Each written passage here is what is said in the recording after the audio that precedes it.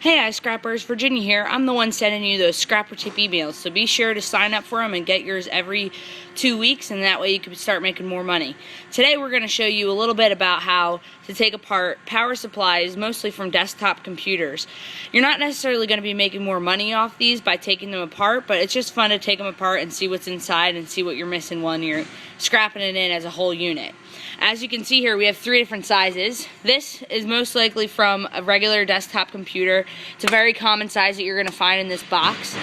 This longer one is also from a desktop computer. Some brands make their power supplies a little shaped differently to fit differently into the computer towers.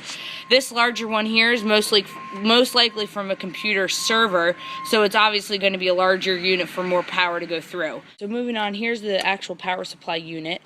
You're most likely going to be cutting off these wires, and these can go in with your insulated copper wire pile. Usually people don't take these apart too often, just because you're going to lose a lot of weight in the material, so you're actually going to sometimes lose money if you take these apart all the time. Remember, you're most likely taking these out of computer towers, so you are going to be making more money off the hard drives, the CPUs, motherboards, and things like that come out of the computer towers. So sometimes you might want to keep these by themselves and just snip off those wires there at the end and just scrap the unit as is. But if you are curious as to what's inside, you're going to have screws at the corners, and you're sometimes going to have some at the sides that you're just going to have to take apart.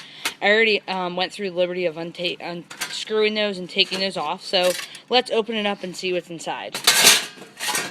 As you can see here, you're going to have a couple AL heat sinks here. You're also going to find these inside computer towers, so oftentimes you want to take those out of the computer towers that are attached to the motherboards and scrap those as separate. But if you are taking apart the power supplies like we are here today, you can take those out as well. As you can also see here, you have a couple mini transformers here that are also going to be coiled with copper inside. These are actual copper coils that act as transformers, so those also have some copper in them as well.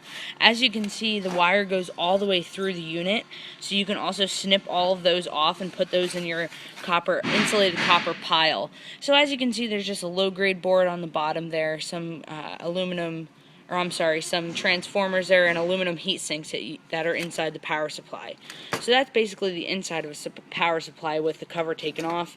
And with it all broken down, this is what you're going to get. You're going to have a low-grade board here. You're going to have a couple aluminum heat sinks, as you can see here as well. You're going to have a nice pile of some insulated copper wire, a plastic fan that's going to be keeping the unit cool while it's being powered, and then also a couple transformers here that you can see that we separated.